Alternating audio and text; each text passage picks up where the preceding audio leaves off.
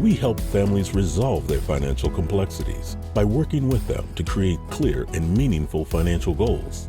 Thanks to our unique educational platforms and financial workshops, families can begin to live debt-free and have enough money to secure their emergency fund and long-term savings. At Burlington Community Financial Center, our mission is to educate families and guide them to achieve their financial dreams. Contact us today to learn how to live financially independent.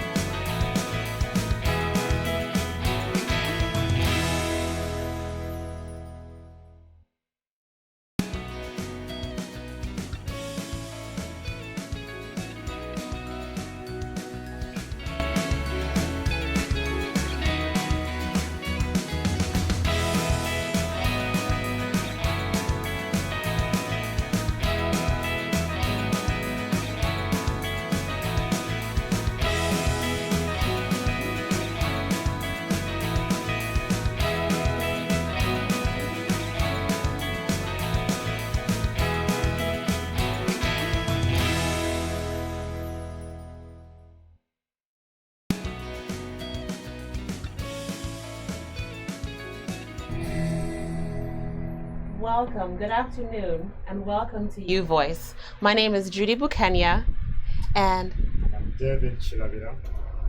And we have our guest here, Mr. Daniel Sebugwawo. And today we're going to be discussing about several different issues, most especially the death of Major General Paul Lekoch of Uganda and the Afghanistan situation that is happening this week.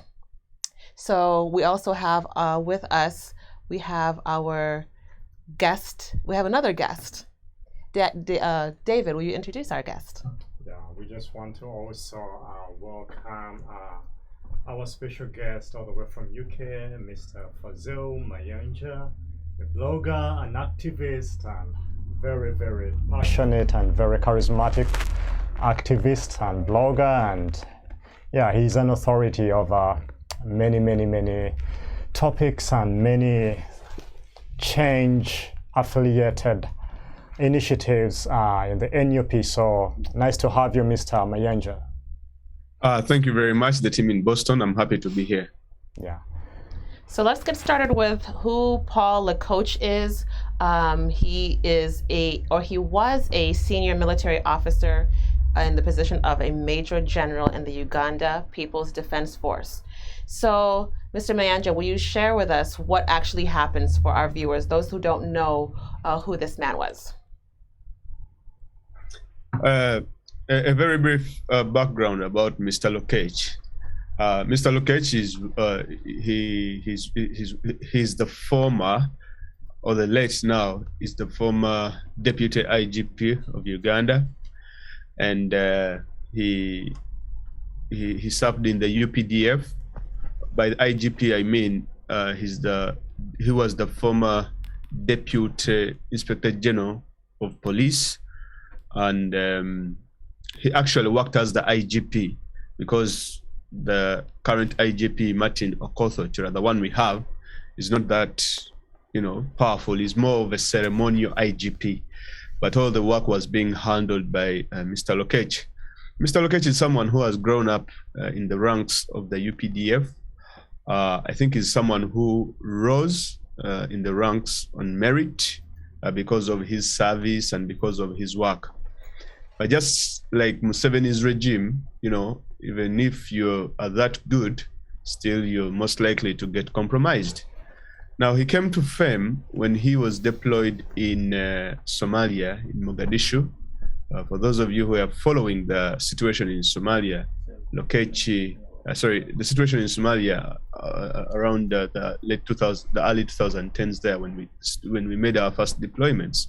Lokech, I think he was the second commander while things were really going bad in Mogadishu, and he actually managed to turn the things a wee bit around, and that's where he got the moniker, the other name that is also known as the Lion of Mogadishu, because of how he managed to push the Al-Shabaab out of this particular capital.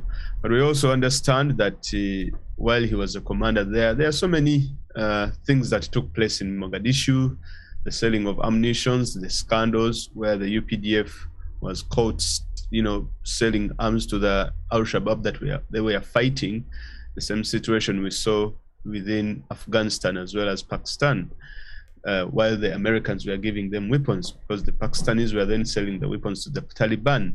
And then in Somalia, it was the same situation, where Uganda was actually, the UPDF were actually selling ammunition to the Al-Shabaab, which is quite interesting. But that was not the weakness of Lokech as an individual, but it was a weakness of the systems of the UPDF, because the people were supposed to be paid money, the soldiers that were deployed there, but most of those soldiers, they were not paid their money in Somalia. So it means that they were not able to afford anything, even if it was a biscuit or anything of that sort. So they had to resort to sell weapons in order to earn money. Now, when he left Mogadishu recently in 2020, when things were really, really bad for Museveni and his henchmen, we understand very well that Museveni had deployed a one Sabiti Muzei as the deputy IGP, or the IGP, like the real IGP, because like I've said, Martin Okoth Chora is just a shadow IGP. Even what is under IGP? The IGP is the Inspector General of Police, is the head of the police. That position is really, because I've been trying to look it up, and since Katumba Wamala, everyone who has been in that position has really faced a lot of problems. For example, Katumba Wamala as an individual, he served as the IGP before General Kale Kaihura. And when Katumba Wamala served as the IGP, recently he survived an assassination. After Katumba Wamala, Kale Kaihura came about. When Kale Kaihura left, he was sanctioned with the Magnitsky Act sanction. He was the first officer to be put under the Magnitsky sanctions, the global Magnitsky sanctions, where he's not allowed to step foot in the UK, in the United States of America. Any of his assets are frozen and that kind of stuff. Now, Sabiti Muzei was also put on a visa ban after the recent events that happened in Uganda, especially the violence they did on the NUP. Now, when Sabiti Muzei left as the deputy IGP, this gentleman, the Lion of Mogadishu, the late now, was deployed recently, I think around 2020. He has been there for a short while, but amongst the things on Museveni's side, I think he performed well for Museveni because he did what Museveni actually wanted him to do. Number one is the one behind the abduction or the arrest of over 60 or 90 NUP the NUP, the people that Bobi Wine was actually moving with in Kalangala. If you remember that incident, is the one that commanded that incident, airlifted Bobi Wine, took him back to his home, and then got all these other people that he was moving with in Kalangala. Those people, I think they spent something like 6 months in the prison cells until the elections were done and all that kind of stuff. Also, we understand that even the post-election violence that has been happening, the kidnaps and taking people left, right, and center, Mr. Lokech has been one of those people. He also came in at a time when Museveni was facing a lot of backlash in terms of the murders that took place on November the 19th and 18th last year. By that time, we saw this gentleman known as Sabiti Muzei was moving out, and then Lokech was coming in. But of course, Lokech managed to perform the tasks that Museveni wanted him to perform. But then one of the biggest things that he is going to be remembered for is the issue of the General Katumba, because it was under his watch that General Katumba Wamala survived an assassination, but unfortunately took her daughter, who was gunned down with 53 bullets in her body, and she passed away. And how Mr. Lokech actually handled those investigations was not different from how his predecessors handled them, the likes of Kaihura, the likes of Sabit Muzei, and so on and so forth. And what is interesting is that it is the same script. It's like they already have a script and something of that sort. So that is briefly about Mr. Paul Lokech. But what you should understand is that Paul Lokech was a military officer serving as a police officer, but he had no training at all of being a police officer. So the militarization of the police in Uganda has actually made it inept in terms of doing actual policing, in terms of solving crimes and all this kind of stuff. So literally we have no police, I might say.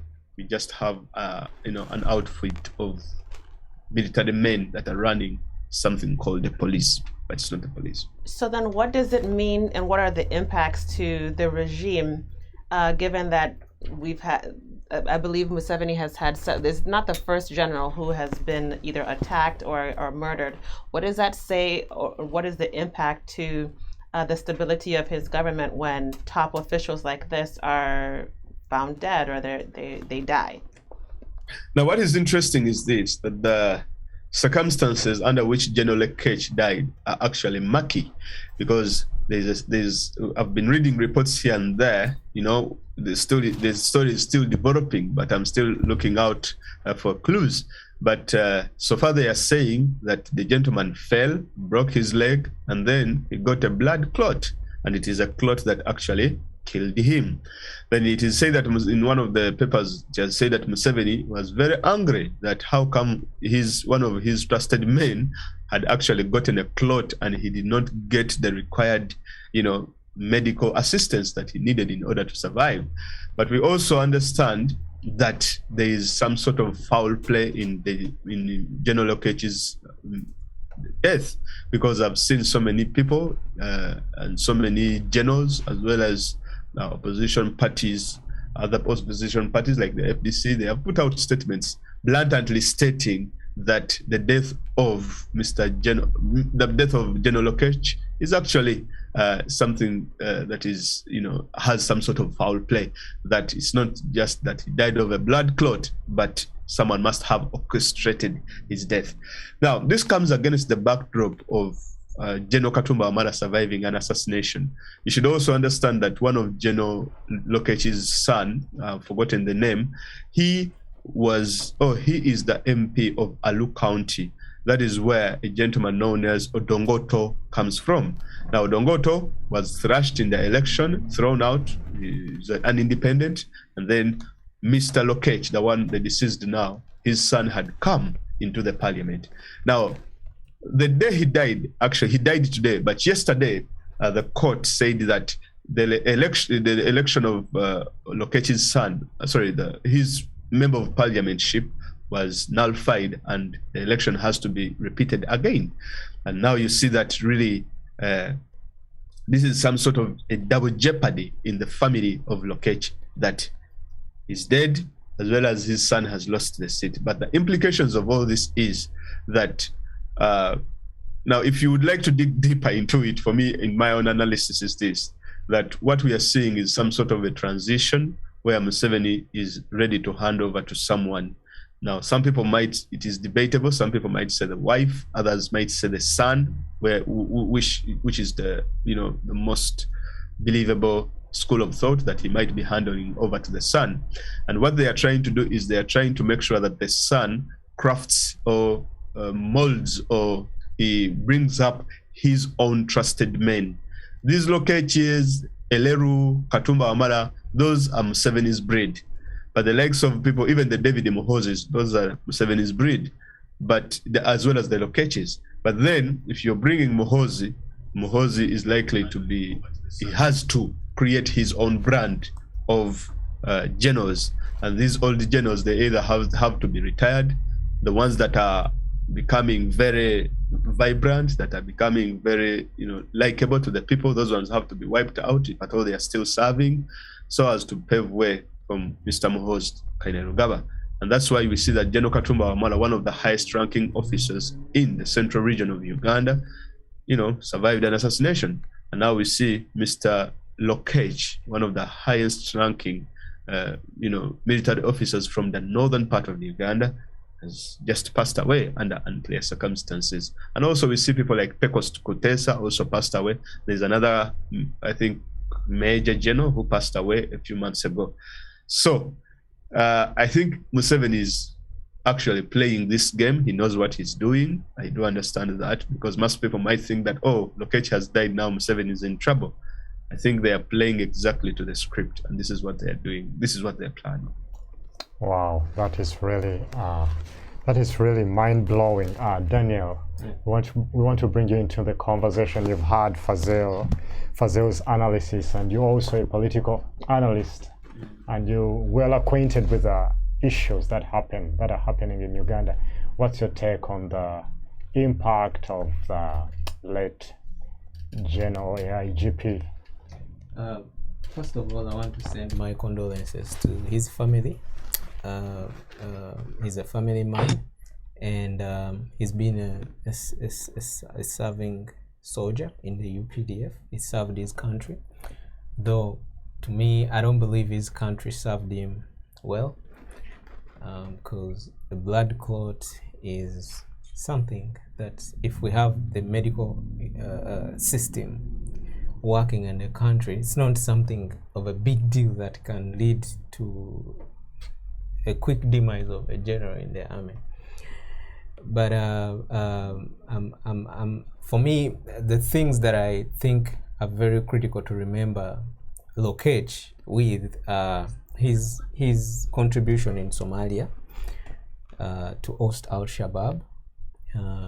There were key strategic battle combats he commanded that weakened al-Shabaab. I remember in 2000, I'm forgetting the year, I don't want to give it wrong. The coalition forces under the African Union took over the Red Mosque, which was the key base for al-Shabaab, and he commanded that operation. The takeover of the Bakara market, which was one of the areas the American actually failed when they attacked Somalia. So he commanded some of those major operations in Somalia. But for me, I don't want to look at Somalia specifically. I want to look at the region. Because whatever they did in Somalia, whether they made few things wrong, it contributed to the peace in the region. We should not skip that part. And for me, that's what I look at as his contribution, not only to Uganda, but to the entire region in East Africa. Kenya is safe, Tanzania is safe, Uganda is safe. There are no more terrorism attacks in these countries because of part of the contribution that he made in the war in Somalia. I have my reservations as to why a serving general with that experience, a hard battle-hardened soldier, becoming a policeman, serving in the police with no training about policing or because being a soldier and being a policeman are completely two different professions. You cannot merge them together. A policeman gets a particular kind of training because they are dealing with ordinary people. A soldier gets a particular kind of training because they are dealing with combatants, people who are, I kill you or you kill me. So you cannot just play around with those two professions and then it's you're building a society that is peaceful. But of course, I also have and something I want to put up is that there are people who are serving in either the system, in the army or in the government, that are captive of the system. Because for Lokech and so many of his people, like Kaihura, like these young DPCs who are being used to do things, they are soldiers. They follow orders. And that's what makes them captive of the system. They are used to make mistakes, and they make mistakes, killing people or committing gross human rights violations. And then the only way of them to survive justice is to keep the system working, because it's the system that is going to protect them. It's like Museveni deliberately uses these young men to make mistakes. And then when they make mistakes, they're going to be witch hunted by justice. And for them to escape justice, like Ereru, he has to fight hard to make sure that the system that is protecting him is sustained. So all these young DPCs you see brutalizing opposition leaders, they are also captive of the same system. And that's how I see Lokech. He was captive of he was a humble guy. You could see him on TV. But because he's a soldier, he follows orders and he makes mistakes and is captive of his own mistakes. And the only way to survive is to sustain the system. But I don't want to strip him of the idea that he served his country. We are civilians. We cannot understand what it takes to be a soldier, to grab a gun and go fight for an idea or for your country. That's something they reserve, and they deserve the respect. And he deserves that respect. But of course, as a country where we are, men like Lokech, he has served in so many capabilities. He has served, I think, as a military attaché for Uganda in Russia between 2018 and 19. He served in South Sudan, de-escalating different groups and merging them into the national army. All these contributions are very vital. And for me, in the end, to be serving as a Deputy Inspector General of Police is somehow something I don't get. It's contradicting. He is someone who could be used for issues that are regional, because that's where he was doing well. His work in South Sudan integrated proxy rebel groups into the main army of the country, and they were helping Sudan to build a very viable army, which was a very good contribution because it de-escalated some of the tensions between the tribal tensions that were taking root. I don't know so much about the work he did in Russia, but of course I know he commanded the Air Force at some point. I don't know how much time it took, but he got caught up. He's a professional soldier, but he got caught up, just like Fazil said when his son stood for the MP. He got caught up in the politics.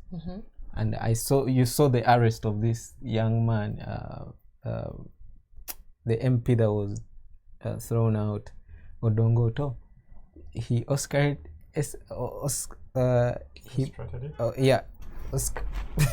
the word.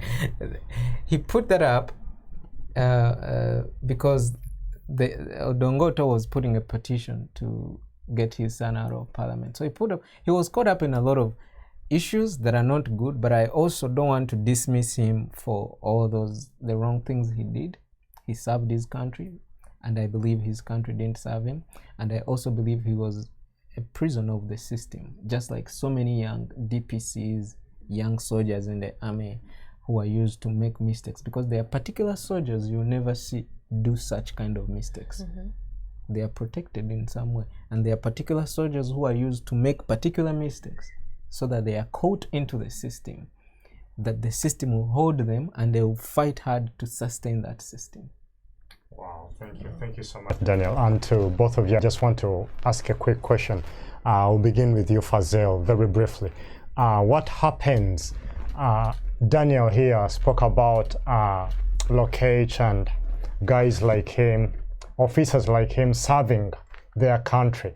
What happens that it has become trendy that when generals fall down, or when they are no more, we don't see Ugandans being sympathetic. We are seeing more of Ugandans celebrating their deaths, something that is non-typical of Africans, we as Africans. But we are seeing in all these death attempts like on General Katumba, Wamala, and the rest that have fallen. Why is it that we are seeing Ugandans are no longer touched by the death of these generals, or when atrocities happen to them? What can you say to that? And add on also your message to the generals and the serving officers, what they can learn from these things happening.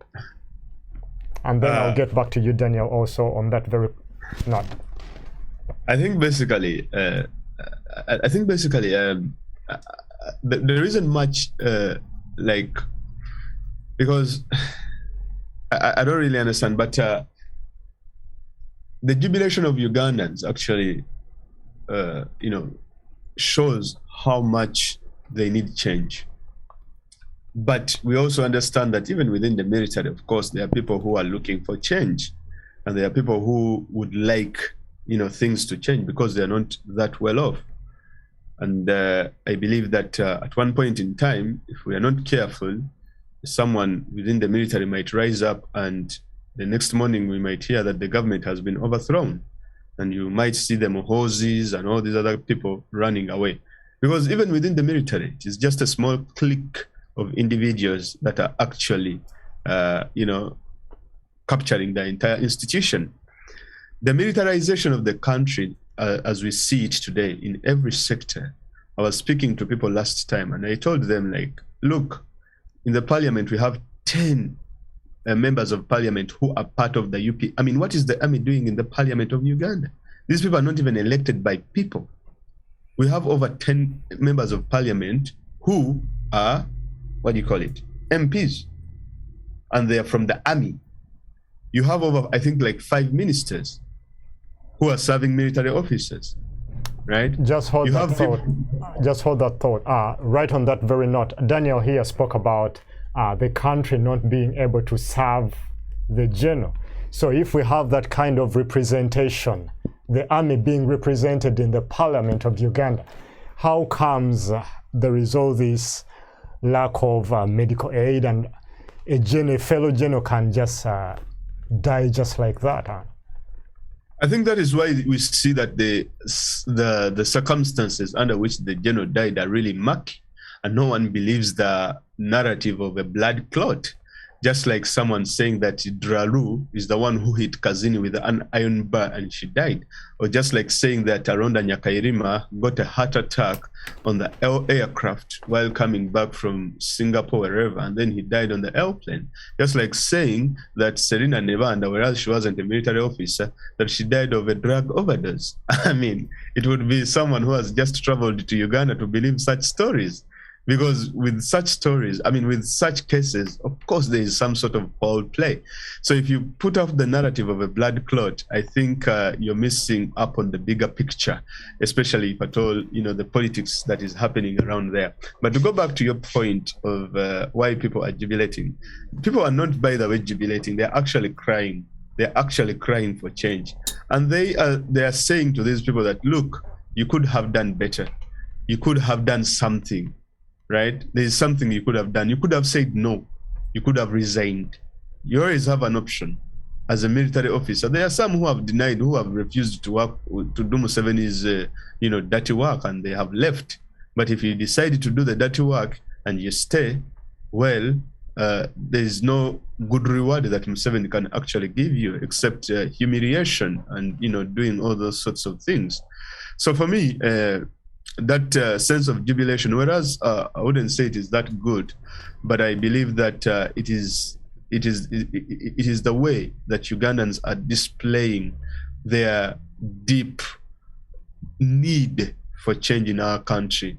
Ugandans are really tired of being, in the diaspora, seeking asylum and, writing letters and doing all these sorts of things. People want to go home, right? And it's just one man for the past 35 years that is stopping so many dreams of young people in Uganda and as well as outside Uganda. Now, for me, my simple message to those so-called generals of the country, Uganda can be like Zambia, where power can be changed from one person to another without bloodshed. Uganda can be like Malawi, where power can be changed, South Africa, Mauritius, Tanzania, and all these other countries without having a scuffle, without having an issue. But the moment we decided to bring these soldiers, you guys, the soldiers, the moment Museveni decided to trick you, took you away from the jobs that you're supposed to be doing, and then he brought you into the mainstream, whereby now you are in the parliament, you are now the IGGs, and all these sorts of things. You are the ones who are in procurement and all this kind of stuff. Then definitely he has spoiled the entire image of the UPDF. So for me, my simple message is simple, that you guys should do the right thing. If you are sent out there to beat Ugandans, say no. It is simple. You can say no, you can resign, or I know the repercussions can be very hard, but Ugandans will always and always remember you for not, doing the wrong thing when you're being told to do so. Yeah. Thank you so much, Fazil. That was really very, very, very needed and very brilliant. Daniel, over to you. What's your simple message, and why are you, people in the opposition, celebrating? And we hear a lot of tweets and people just in celebratory mood. So, and what's your simple message to those serving officers? Are they serving Museveni's agendas, or are they serving the country's agendas? Why are the people just rejoicing? And culturally in Africa, we don't celebrate death. But there are circumstances as an individual that can lead you into an awkward position like that. For me, this is a reflection of a deep boiling frustration among so many Ugandans. Regardless whether Lokech was in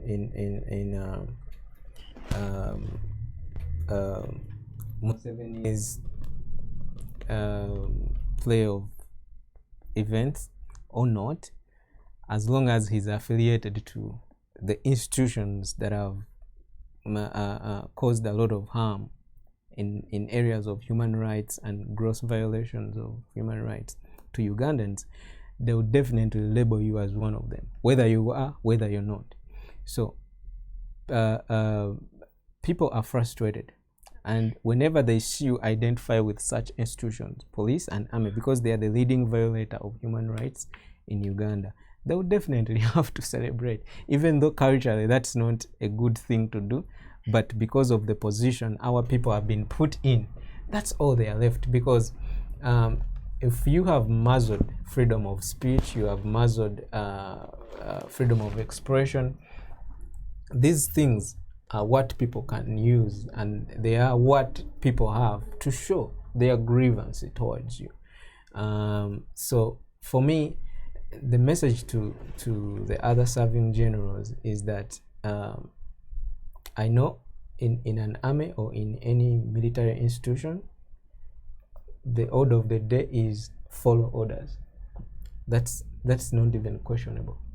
You have to follow orders, but you also have a conscience as an individual, and you can have a way around with these issues. Otherwise, you're going to end up caught up in a situation whereby you are used to be caught up in a web of issues, and then the only option for you to survive is to sustain the very system that used you. So that's the circumstance that is befacing so many serving generals. I know those people are human beings, because most of them are family people. They have mothers, fathers, they have children and grandchildren who are growing up in Uganda, and they see where the future of Uganda is. So instead of being intimidated and fearful, they should have, I don't want to tell them do A, B, C, D, but as a normal human being, you have a conscience, you can have a way around things. You can choose to do the right thing, and you can choose to do the wrong thing, and you know where the wrong things will lead you, and you know where the right things will lead you. But of course, I want to remember when General Sejusa was talking about some of these things, he said, even in the high command, when they have a meeting, he told me he didn't tell me, but I saw a video of him being interviewed. He said they had a high command meeting in Bombo, and there was water served and food, but none of the people who were in that meeting even drank a sip of that water, because everybody's on tension. Yeah, they don't trust each other. Yeah. So this is where all these people are. But before you go so deep to that point, you can always choose before you go that far. You can choose earlier enough where your position is. You can either resign and get out of the army, or I know you cannot defy orders, but you have options. I don't want to give options here.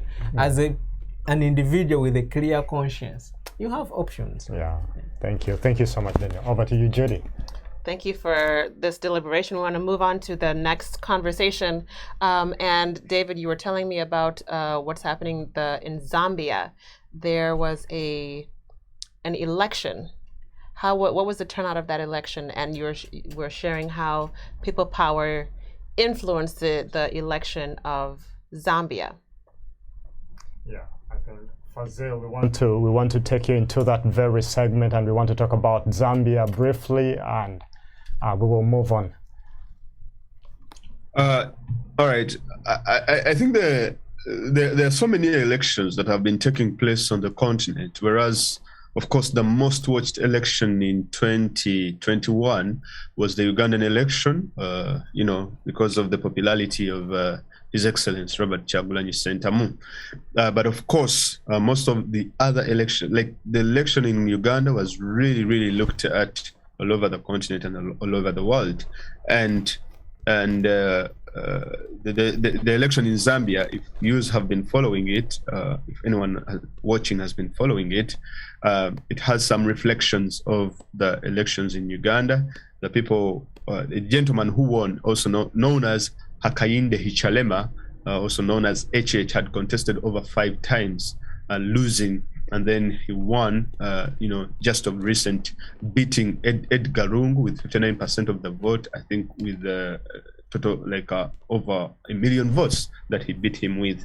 Now, Zambia, of course, has been changing leaders. This is not something new of passing on power from one individual to another, from Kaunda, the Manawasas, and all these kind of people, and then Edgar Lungu, as well as now Hakainde Hichilema.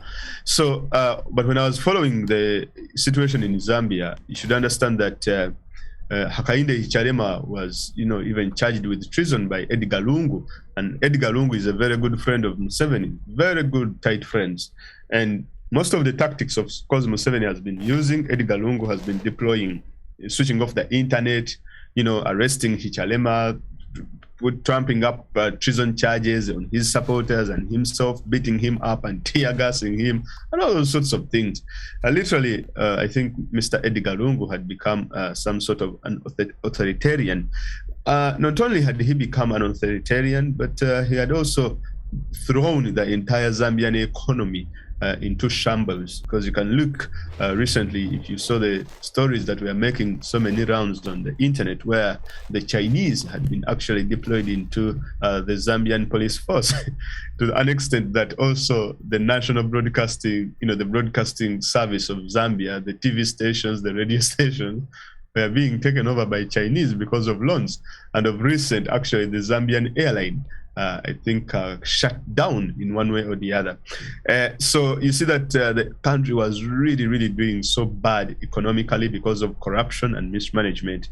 Now, that did come to me as a surprise when I looked up Lungu being a very good friend with Museveni, because Lungu, in 2016, when he started the election, Museveni, he was one of the guests that went there to as a guest for his swearing in ceremony, and Museveni told Hakainde Hichilema that he was causing commotion, that he should just accept the results that had come out of the 2016 election in Zambia. This was Museveni saying these words in Zambia.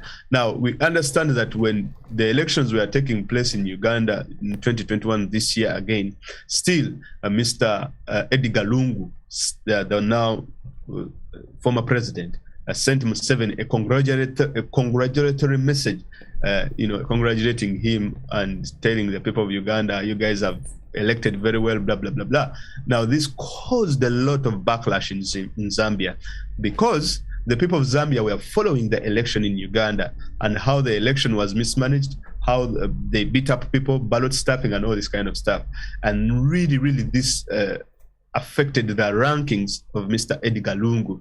And Edgar Lungu, realizing that Museveni now was a very toxic individual to come close to, because he can literally kill your election campaign.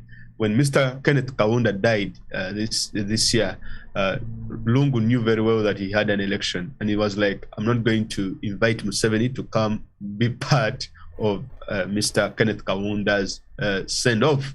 That's why you see the people that were invited was this gentleman known as Uhuru Kenyatta, as well as Paul Kagame. But these people, Museveni and Lungu, are so tight that I couldn't fathom Mr. Lungu not inviting Museveni to send off one of Africa's greatest, one Kenneth Kaunda.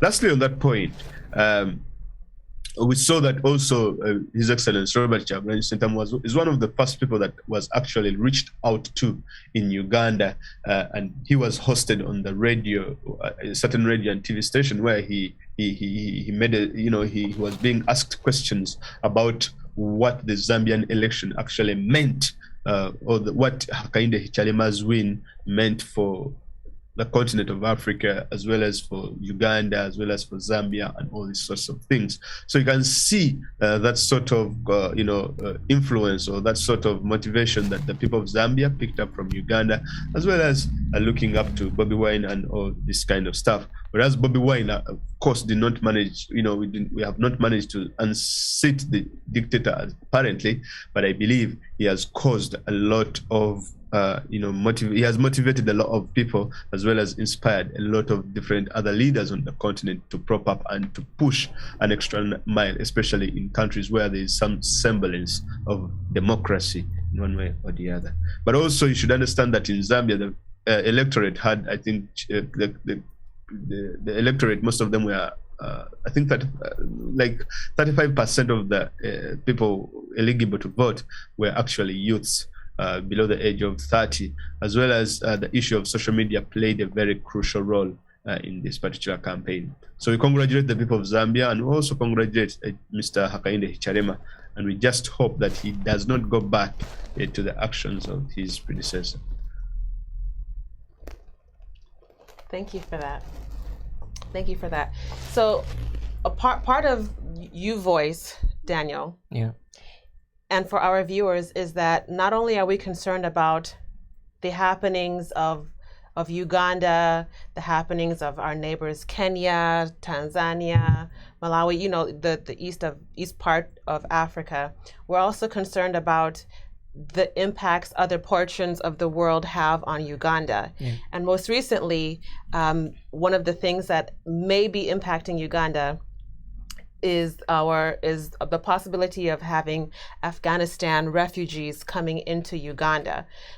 Inside of all of this stuff that's happening politically with the land, the Milo land issues, where would we put and host Afghanistan refugees? So we want to scan over to what's happening in Afghanistan, and for some of our viewers who were born after 2000 and 2001, who may not be well versed as to what's happening or what has happened in Afghanistan, we want to take our attention there and also bridge into how that's going to impact Ugandans. We've seen a lot of posters and a lot of like memes as to with beautiful Afghanistan women, and how they would impact the Ugandan economy and also Ugandan male and female relationships. But we want to really look and be responsible for how are we going to, if they do come to Uganda, what is the impact that I would have with Uganda, and why was Uganda selected by the U.S. to host refugees, given our situation? Why could they not be hosted in another part of the world? There are so many other countries that are doing influentially better and who function at a higher level, let's say, than Uganda. Why was Uganda picked by the U.S. to host? Yeah, but before I jump into that, I want to echo a few things my colleague mentioned about Zambia. The election in Zambia, actually, it's 36% of young people who held the card of the entire election, and that was the turning point of why the opposition won the election, because the previous president didn't have the youth in his hands. It actually, the election in Zambia have some similarities with the election we had in Uganda, but the difference is the Ugandan opposition won the election, but they didn't take the presidency. And this is very important for the opposition to understand what the opposition in Zambia did, the president had economic policies that were not friendly to foreign investors. Zambia is one of the leading copper mining countries in the whole world. Actually, copper contributes 2/3 of its exports to the whole world. And there's a lot of Chinese companies investing there, American and European companies investing there. But the president wanted to nationalize all the rights of mining, which would make these investors make losses. So the opposition cut a deal with these investors and foreign influencers. And that's how they maneuvered and managed to win, besides being that the young people had a huge influence as well. So this is a huge lesson to our opposition. There are deliberate weaknesses within the government of Museveni, and they are not strategically using those weaknesses to play their political card. I'll leave it at that. But to go to Afghanistan, why Uganda, and why would not be Kenya or Tanzania? Because they are more democratic, quite peaceful than Uganda. In political science, there's something we call geopolitics. Countries get relevancy because of their geography, their location, where they are located. Most of these countries are either countries that have a lot of mineral resources and they have a huge influence on the global economy, like, let's say when it comes to oil, it's Saudi Arabia. Saudi Arabia, whatever decisions they make about oil can shrink the entire global economy. So it is geographically relevant to the whole world. Most countries are either having a sea coast that is an open door to the entire world. It makes them relevant. But Uganda is a landlocked country. We are not that relevant geopolitically. Our geography we don't have so many minerals. Yes, we have oil and all that, but it's not something now worthy investing in. Right. The whole world is turning to green energy and all that. So Museveni knew this and strategically positioned himself where he is relevant in the region more than any other leader. He's involved in Congo, which is a very key geographical influencer in the economics and the politics of the whole world because of the minerals that we get there.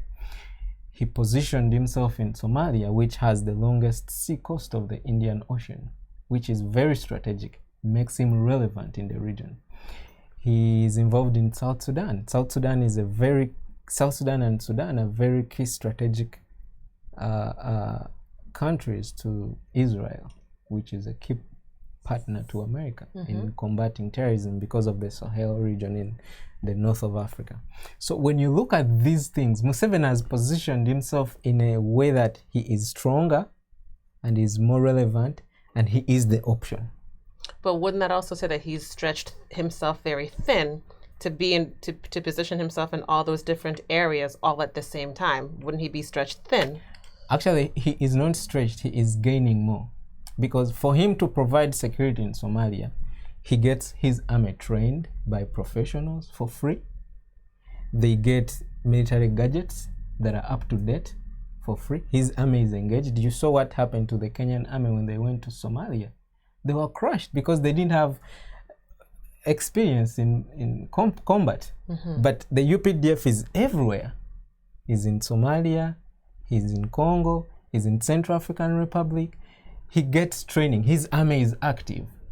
That's not, he is not stretched. He is actually building muscles of his army. So it is a gain for him, whether you like it or not, because as long as Americans have invested in the region, the Department of Defense has to, provide. They have to back him up. Yeah, whether you like it, that's how international politics is.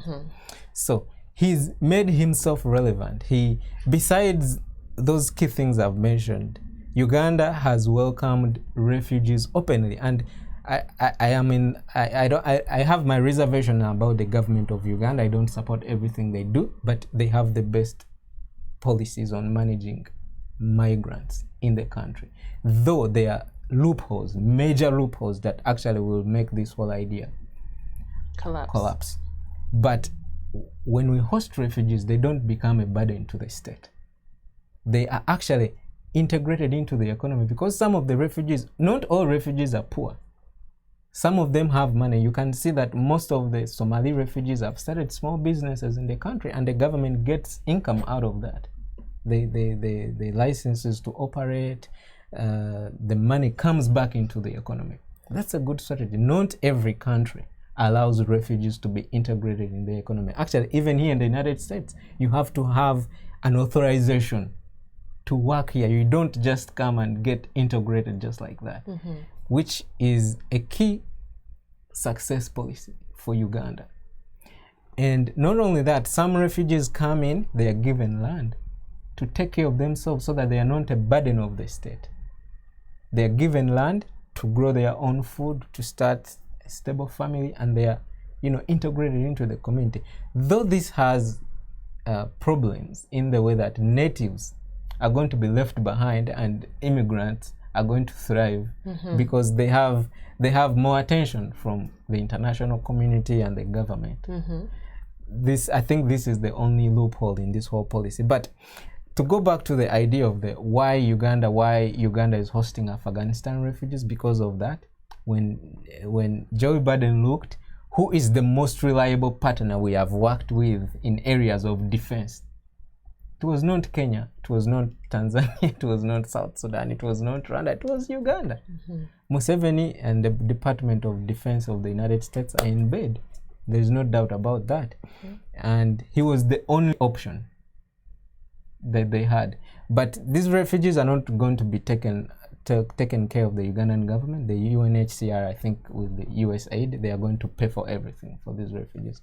And they're not going to stay in Uganda for a long time. I think they're just here as they are being screened to get visas to go to different locations they want to take them. So for me, I think it is a deliberate strategy. Museveni has positioned himself in a position whereby he is the option in the region. And I've explained to you how this worked out for him, the geography and the relevance and all that. And I think this is also another area, the opposition in government, the opposition against this government has to take notes, because if you are the option right now, because Museveni is the president now, but they are the option, what policy alternatives do you have in regard to that? What policy alternatives are better than what Museveni is offering? So they have to have all these ideas and streamline them, make people see that this is what, just like they did in Zambia, they streamlined clear economic policies to make more investors come and, share part of the mining rights in the country. And sometimes politics, we look at it as a fair game, but it's not. Politics is about business, is about money, and all these things have to make sense to the people who are in charge for them to, to fight for you or to make the door open for you. Yeah. So for Ugandans, Fazil, we want to have you respond to that. I want to piggyback my first question. For Ugandans in the diaspora on the ground who are looking to the U.S. to swoop in and save them, looking at the situation in Afghanistan, how it was poorly executed, should Uganda continue to look to, this administration, the Biden administration, given this big screw up, should they continue to look to them to save them? I would say 50-50, because the United States is the biggest contributor to the defense and security status of Uganda. They give a lot of money. But they also they train the army that brutalizes the people. So then wouldn't you also say that they are both the contributors and the instigators? Exactly. But what I want to articulate here is that if we can make them realize they would have a more reliable partner who has reliable policies, because the politics of Africa is changing. And this is where actually the opposition of Uganda has to draw the line. Kenya is taking a ground in developing democratic principles. Tanzania is already there. It's only Uganda and Rwanda. Congo is already there. So the region is changing. And the opposition in Uganda has to streamline key areas where why are we the best partner for you? Because as long as the Department of Defense trains the UPDF, they equip them, and Museveni is the darling in the region, you are not only fighting Museveni, you are fighting a global network. So they have to understand that, because if the Americans find a better option in the opposition than in Museveni, and that has to be streamlined in key policy areas in terms of regional security, regional economic policies, and all those things. So if they can streamline those things, the Americans will get their attention. But if we are going to the IMF to put up a show that, you know, Museveni is brutalizing Uganda, but we don't have an alternative of how we want to work with you, it is a dead end. So it is 50-50. They are the contributors of his strength, and they can also be partners with us to take away this guy and be the better option. Yeah. Wow, be the better option. Thank you so much, Daniel, for that. Before Fazil comes in, I just want to give you this number. You can be part of this conversation by calling 978-413-6249. That's the studio line. You can call us via WhatsApp and you can be part of this conversation. Remember, we are your voice and your voice counts. Your voice matters. Your opinion and what you have to say about these issues. Yeah, thank you. 978-413-6249 is the number you can call and engage, ask your question, give us your contribution. Over to you, Fazil. What do you have to say about this discussion that we are on? All right. The issue of refugees is one of those cards that Museveni always plays. If you study Museveni very well, I was telling people yesterday but one, if you study Museveni very well, he has played 3 cards, like 3 or 4 cards. And if you can master those cards and learn how to play around with them, he can't even spend a day or a night, because all it takes is to discredit him and really show that this guy, whatever he's doing, is all a scam. The number 1 is in health, number 2 is in geopolitics of the region, the number 3 is in number 3 is in refugees, and then you could say maybe foreign interventions, or that would go as well as geopolitics. But the issue of Afghanistan, for me, what was interesting is that of course we have Ugandans who have been living in Afghanistan as well as working in the country, and they haven't even been raised anywhere. Now all of a sudden we have Afghan refugees. I'm not against refugees, by the way. I'm pro refugees and asylum seekers and all that kind of stuff. But we need to streamline, like we need to understand, okay, we are bringing refugees on what conditions, on what terms, and who are the people that are supposed to pass those terms and those conditions. Because whenever anything is to deal with the West, is to deal with the donors, is to deal with refugees or things of that sort, the civil society, Ugandans are not they are not engaged in these conversations. It just comes abrupt that, hey guys, I think tomorrow we are going to Somalia. And then they're like, okay, 5 years later, hey guys, we went to Somalia. Then they say, okay guys, tomorrow we are going to South Sudan. 5 years later, oh guys, we went to South Sudan, so we have to discuss about South Sudan. Now it's the same thing with refugees. We have the parliament of Uganda. How could you let this thing happen where Museveni just lets, Afghan refugees, of which I have nothing against, but really, don't we have any sort of standards on what sort of refugees are taking? And don't we have any criteria on how to screen them and all this kind of stuff? Now, the fact that they are flying over 1,000 miles from wherever they are coming from to Uganda, how many countries have they passed from all that point? The US has so many bases in Djibouti, Yemen, and all these other countries, even in Kenya. And you want to tell me that they cannot host all these refugees? And these are countries that are actually much nearer. Okay, what is going to happen to, for argument's sake, if we say they are bringing 2,000 refugees, right? And now say the US screens and just 500 are eligible to go to America. So what happens to the 1,500? Are we going to deport them back to the Taliban? Or are we just going to leave them to stay in Uganda? Now, there is nothing, absolutely nothing, no element or no ounce of Museveni loving asylum seekers or refugees or being pro-refugees.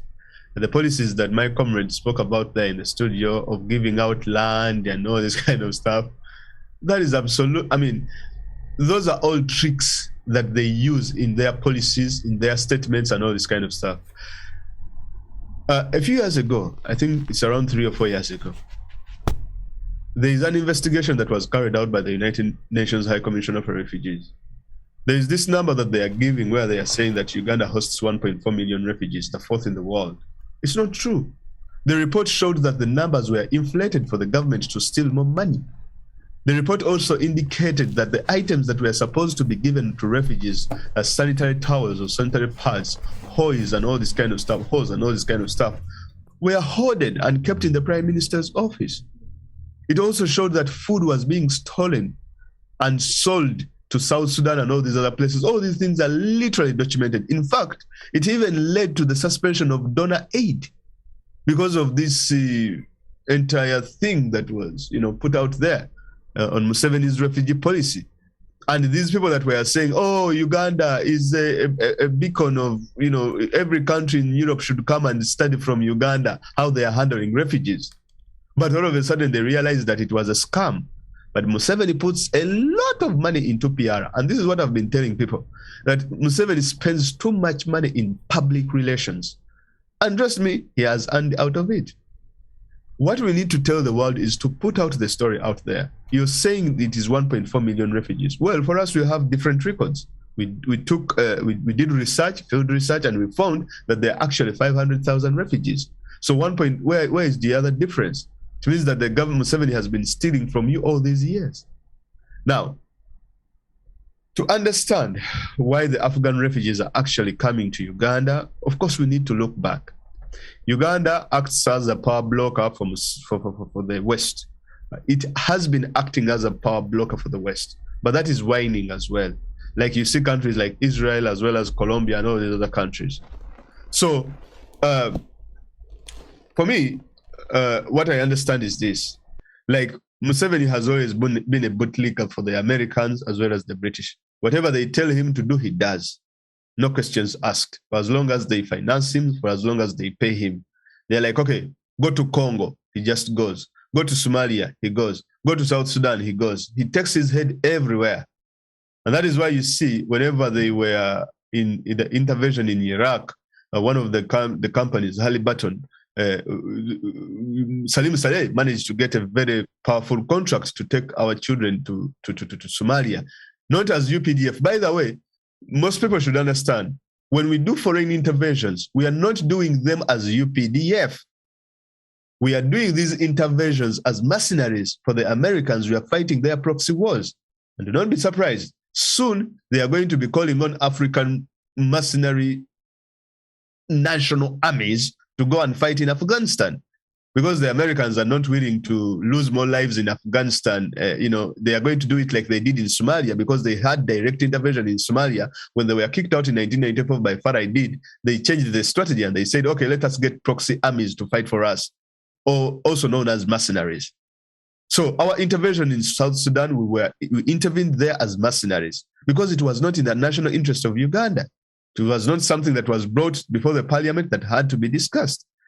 When we intervened in Somalia, it was the same thing through AMISOM and all these kind of guys. Now, for the Afghans, of course, they are saying that they are going to be on the expense of they are going to be on their expense. That one I agree, because Museveni cannot afford. He's broke. But the matter that they are going to be in Uganda for 3 months, between me and you, we can even put a countdown. I swear they're not going to spend 3 months, unless if they meant 30 years. Not even 30 years, or more years. Because if you can get into Museveni's mind, this is what he's going to do. Look, he's going to do everything within his everything humanly possible to keep those Afghan refugees. Everything. He will even give them land. He will even give them houses, build them houses and do things like that, because he's going to be getting a lot of money from them. But also, most importantly, they are going to serve a very important thing that is happening in the Congo today. Because you cannot tell me, Mr. David and the rest of my comrades in the studio, that you are having the so-called ISIS in Congo that is propping up, and you tell me that you get Al-Qaeda, you tell me you get Afghans or mixed up maybe with some Talibans, and then you bring them to next door in Uganda. Really? When you have ISIS in the Congo? So all of a sudden we are going to see bombs starting to blow up and starting to see murders carrying on and happening here and there, and then you blame it on the Afghans that were brought in, and you say, okay, there are some cells of Afghans who were Al-Qaeda, Taliban, ISIS, and all those kind of acronyms. Yeah, and then say, okay, this happened because we let these refugees in, and then this is what has caused it. That is where it's leading. And then we have not looked into all those security issues. And you see people saying that, okay, yes, we need to just take these guys in because Uganda has an open door policy. Well, what about the people in Uganda themselves? I was even fascinated to see that you're bringing in 2,000 refugees when you already have 45 million refugees in the country already there. Lastly, the open door policy of Museveni, this is how he uses refugees. He recruits them within his ranks, because these people, when they enter the army, these are the people, by the way, some of them that are in the army, like they have no attachment to the country Uganda, so they can do as they wish. They can do anything to you, right? Secondly, as these people are given land titles and they are given land, the only policy all over the world, because I bet if you come from here and go to Tanzania, you cannot buy land. If you go to Dubai, you can't. Kenya, absolutely not. Not even in America. Like if you come to Europe, literally you are put on the dole, being paid 20 quid per month, per week. Really? That is the best you can get. But then you come to Uganda, oh yeah, we can give you free land, but if you're Ugandan, you won't get free land. If you're a refugee, you will get the land, right? But now this is what happens. These people, the refugees, are given land titles, meaning that they are nationalized, they are naturalized now, they are citizens, because you can't own land if at all, you don't have those particular documents. They even have national IDs. Most importantly, they even vote. So if Museveni really says that he has 1.4 million refugees, so it means that is 1.4 million votes. But of course, if you go out there and count the numbers, they do not add up. So in summary, I'm not against these guys coming. They can come if they want and all this kind of stuff. But the way they are being brought into the country, they're not being brought into a good spirit, number one. It is because Museveni is looking for money. It is because his government has been at the lowest between Uganda and US relations. He has never received a congratulatory message from the Biden administration. The support has been cut. He has had a lot of visa bans on the ministers, military officials, and all this kind of stuff. So it has been at the lowest. When Afghanistan happened, they threw him a lifeline, and he was very quickly to jump on that. And I bet he actually asked, do you guys even have more? Those ones who are loitering around, actually bring them to Uganda. He must have said that. Very, very interesting. Thank you so much, Fazil. Judy, do you want to talk about the NUP retreat before we wind up this discussion, before we close the upcoming NUP retreat? Sure, yes. I don't know if our producer has the a poster up, but this coming September, we are having the very first NUP retreat right here in Boston. And that is the weekend of September 24th, 25th, and 26th. On the 24th, that is a Friday, we're going to be having a protest in New York. And then following that protest, we'll be coming here back to Boston for that retreat. It will include different speakers from the diaspora. We'll have people from different parts of the world within the diaspora, and musicians, and hopefully some MPs. But we're going to be discussing it and looking to create, as Daniel said, alternatives to this government, and creating a new Uganda Mpya. Yeah. So that is this September 24th, 25th, and the 26th here in Boston, Massachusetts. And is there a fee for the registration now? The registration fee, I'm not too clear about that. 200. About $200 to register. Yeah. $200 to register for the retreat, and that can be sent over to who, David? Yeah, there's a number to the Greater Boston People Power. Different chapters, people can register through their different chapters, but Yes. we are going to get that number right for you before we close this show. Yes. Yeah, and on a low note, before we end this discussion, gentlemen, I want you to give us updates on the Lumbuye issue, how far we are at. I last heard that the people in the diaspora and many other peace-loving Ugandans had fundraised enough money to see that Lumbuye gets this. I don't know if it's bail money, I don't know what it is, but I want you gentlemen to finish the show by telling us if you know about what's happening, what's transpiring about this Lumbuye case. And I see Ugandans and people in the diaspora, we are still demanding. We haven't seen Lumbuye, and there has been a lot of controversies and a lot of stories everywhere on YouTube and on social media, different people saying different things. So I want to get your take, and also it will be your final remarks about Lumbuye. And just to remind our viewers, Lumbuye also has had a very, very, very he has contributed a lot to speaking to powers that be. He warned the late Paul Lokech, and today he is late. He warned him, and also if Lumbuye was here, just like you guys are doing, Daniel and Fazil, I think he would be speaking to the powers that be, and he would be sending this message. So in his absence and in his failure to speak, what are you speaking? I'll begin with you, Daniel, and then I'll end with you, Fazil. So any updates? Have you been following the Lumbuye saga and the controversies around this case and this back and forth with the lawyers and with all that, the money being enough, but all that? Yeah, to be honest, I've not been following so much this story, but all I know is that there's been a few contradictions between the people who are trying to serve him and the government of Uganda, which is a little bit absurd because no one knows where Lumbuye is. And for me, as a Ugandan of clear conscience, I think whatever Lumbuye did or whatever the government of Uganda wants him for, there is no element of wrong in whatever he was doing. I don't know why he is a person of so much interest to the government of Uganda, because he, just like me, just like any of you guys, everybody has a right of a clear conscience. Mm-hmm. You have a right to say what you think.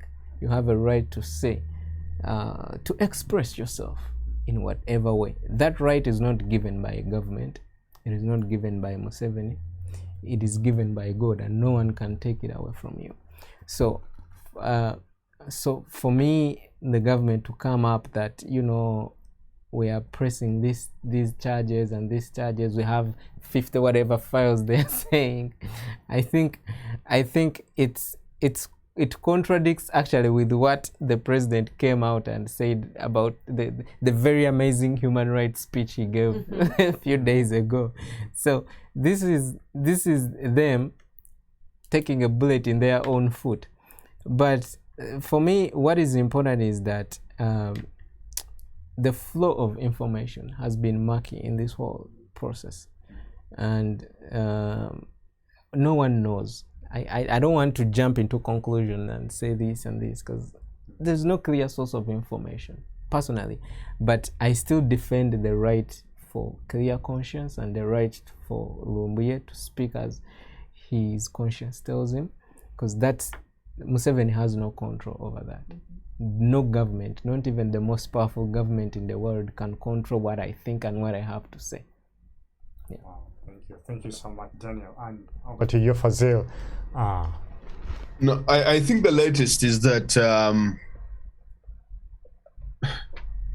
I think the last thing I heard is that they have the money, but then there is this lawyer in Turkey who seems to be a scam artist or something of that sort. He wants to steal the money. They asked him for proof of life. They asked him to at least provide a picture or provide an audio of Lumbuye saying something. He cannot provide any of that, unfortunately. So they are at crossroads there. The team that had gone there, Mr. Mwadanku Nyiji as well as Wameri, they left. The good thing we know is that Mr. Lumbuye is in Turkey. He's not yet in Uganda. He has not been deported.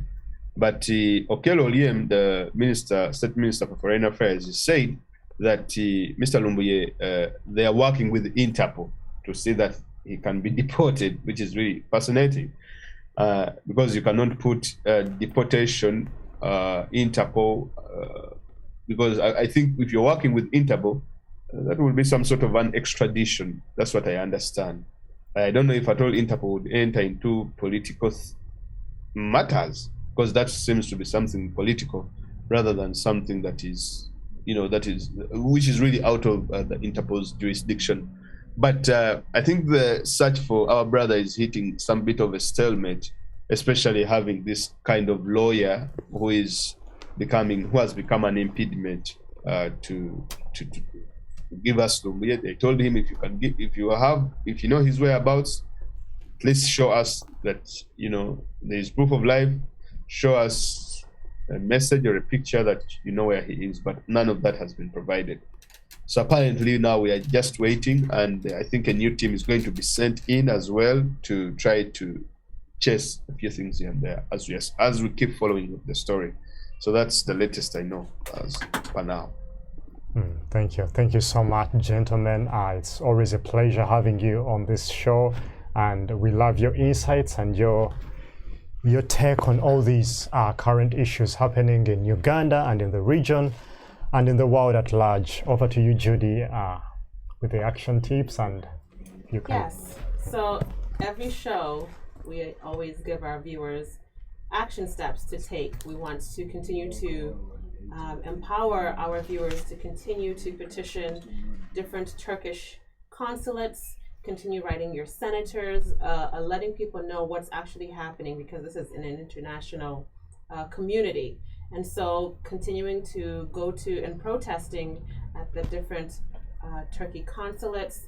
On Twitter, we're also tweeting the Turkish embassy, Turkish consulates.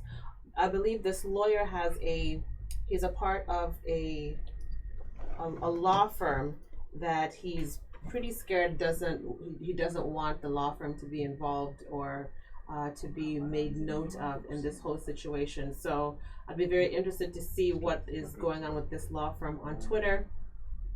And of course, we're going to continue to follow this story. And again, we want to thank everyone who's been watching, who has been petitioning. We also have a prayer line, David.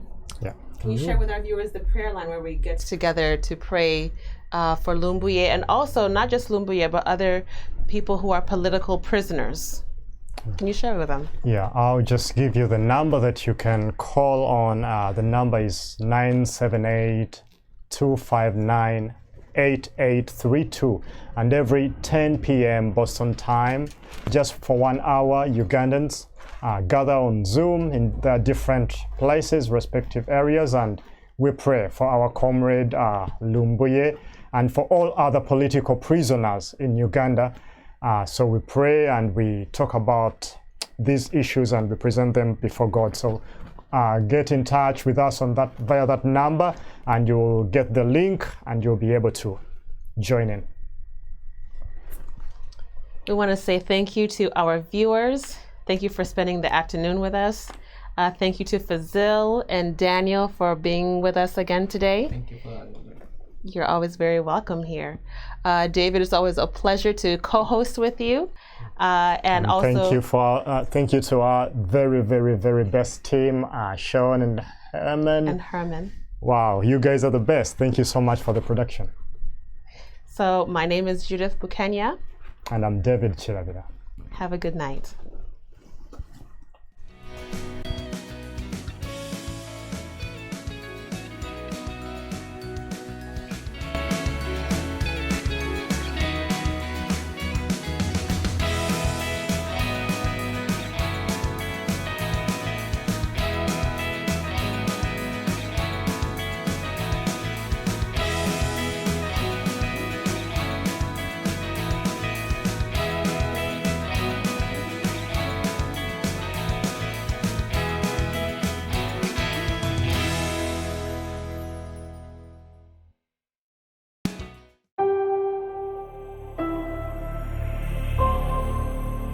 You are watching AI TV. AI TV